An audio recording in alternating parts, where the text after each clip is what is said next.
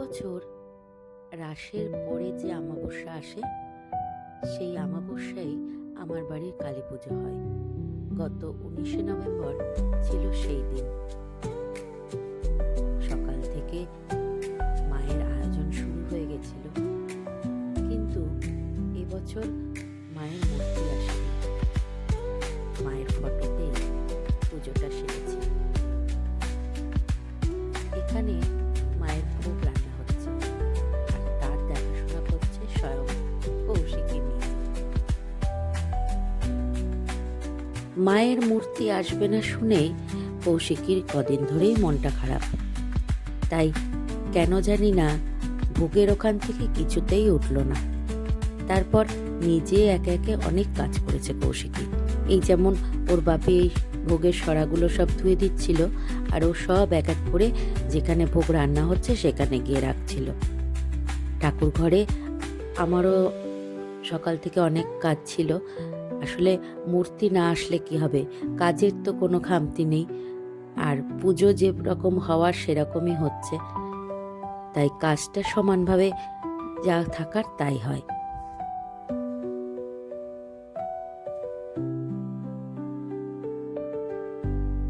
আসলে এত বছর ধরে পুজোটা হচ্ছে, মায়ের মূর্তি আসে, কত আয়োজন, কত আনন্দ।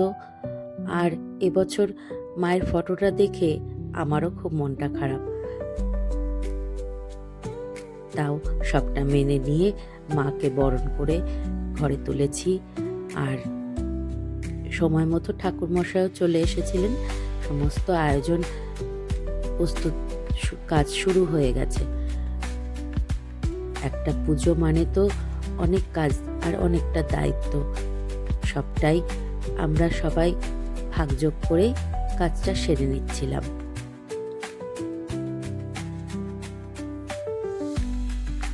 এখন মায়ের ঘট স্থাপন হবে, তার প্রস্তুতি চলছে, আর আমিও একটু মন দিয়ে সেগুলো ক্যামেরা বন্দি করছিলাম।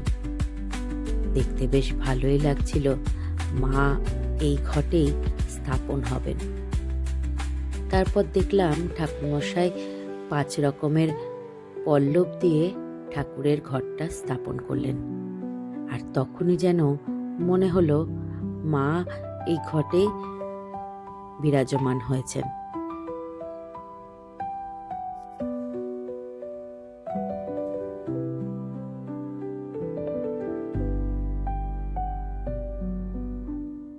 প্রতি বছর আমার শ্বশুরমশাইয়ের নামেই যেহেতু পুজোটা সংকল্প করা হয়, তাই ঘট স্থাপনের পরেই ঠাকুরমশাই চলে গেছিল বাবার কাছে, তাকে দিয়ে সংকল্প করানোর জন্য। পুজোর অনুমতি, পুজোয় বসবে।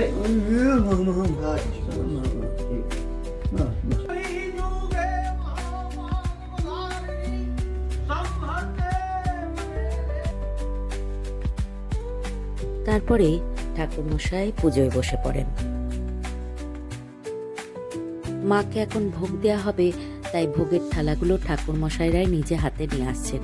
আর আমাদের মায়ের ভোগে থাকে খিচুড়ি, 5 রকম ভাজা, আলু ফুলকপির তরকারি, শাক, লুচি, সুজি, পায়েস, ফ্রাইড রাইস, মিষ্টি।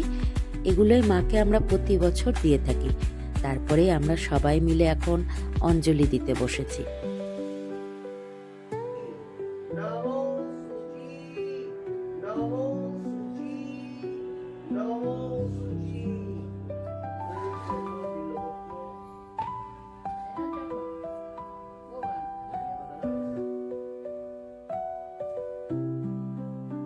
মায়ের কাছে মন খুলে প্রার্থনা করলাম, মা যেন সকলকে ভালো রেখো, সুস্থ রেখো, পরের বছর যেন তোমাকে আবার ভালোভাবে বরণ করে ঘরে আনতে পারি। এবছর তো সেভাবে তোমার আয়োজন করতে পারিনি, পরের বছর যেন তোমাকে আরও ভালোভাবে, সুন্দরভাবে তোমার আয়োজন করে তোমাকে ঘরে নিয়ে এসে পুজো করতে পারি। জানি না মা আমার প্রার্থনা শুনবেন কিনা। আমি আমার মনের কথা মাকে জানিয়ে দিলাম, আর মায়ের যা ইচ্ছা হবে সেটা তো মা নিজেই করবেন।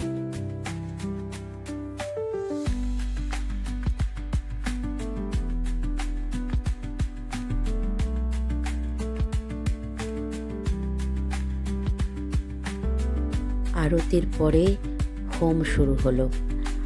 আর এই হোমের আগুনে আমার বাড়ির সকলের অশুভ যত কিছু অশুভ আছে সব কিছু যেন পুড়ে ছাই হয়ে যায়, আমার বাড়ি যেন শুদ্ধ হয়ে যায়, আমার সকল পরিবারের লোকরা যেন সুস্থভাবে ভালোভাবে থাকে সেই কামনাই করলাম।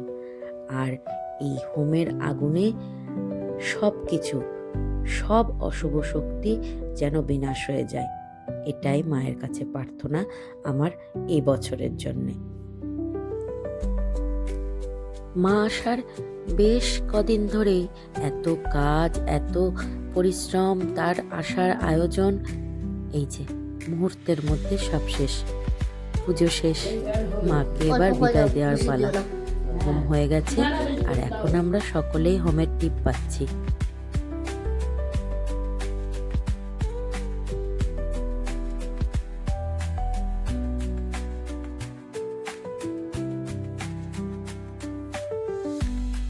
পুজো শেষে সব থেকে কষ্টটা কখন হয় জানো?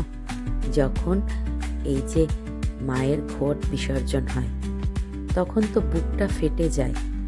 কারণ কতদিন ধরে মাকে আনবো বলে কত আয়োজন, কত কাজ, আর এই মুহূর্তের মধ্যে মাকে এখন বিদায় জানিয়ে দিতে হবে। এই সময়টা কিছুতেই চোখের জল আটকে রাখা যায় না, বুকটার মধ্যে মোচড় মেরে ওঠে। এই তো তুমি এলে মা, এরই মধ্যে চলে যাবে। আর যেহেতু মায়ের মূর্তি এবছর আসেনি, তাই রাতের বেলায় ঘট বিসর্জন দিয়ে দেওয়া হয়েছে, সেটা তো আরো কষ্টের। মাকে দুটো দিন নিজের কাছে রাখতে পারি, আর এবছর মাকে কটা ঘন্টাও নিজের কাছে রাখতে পারলাম না। পুজো শেষ, মা বিদায় নিয়ে চলেও গেলেন, আর আমাদের জন্য রেখে গেলেন এই যে শান্তির জল আর অনেক অনেক আশীর্বাদ।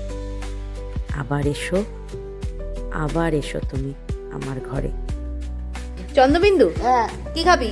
চন্দ্রবিন্দু চন্দ্রবিন্দু। কৌশিকে হাত পেতেছে, চন্দ্রবিন্দু খাবে। অল্প করে দিন। চলুন তাহলে, আমার কালী পুজো তো এবছরের মতন এখানেই শেষ হচ্ছে। দেখা হচ্ছে আবারও একটা নতুন গল্পে। সবাই খুব ভালো থাকবেন, সুস্থ থাকবেন, সাবধানে থাকবেন, আর কমেন্ট বক্সে জয় মা কালী লিখে যেতে ভুলবেন না। ভিডিওটা কেমন লাগলো সেটা অবশ্যই জানাবেন। দেখা হচ্ছে আবারও একটা নতুন গল্পে।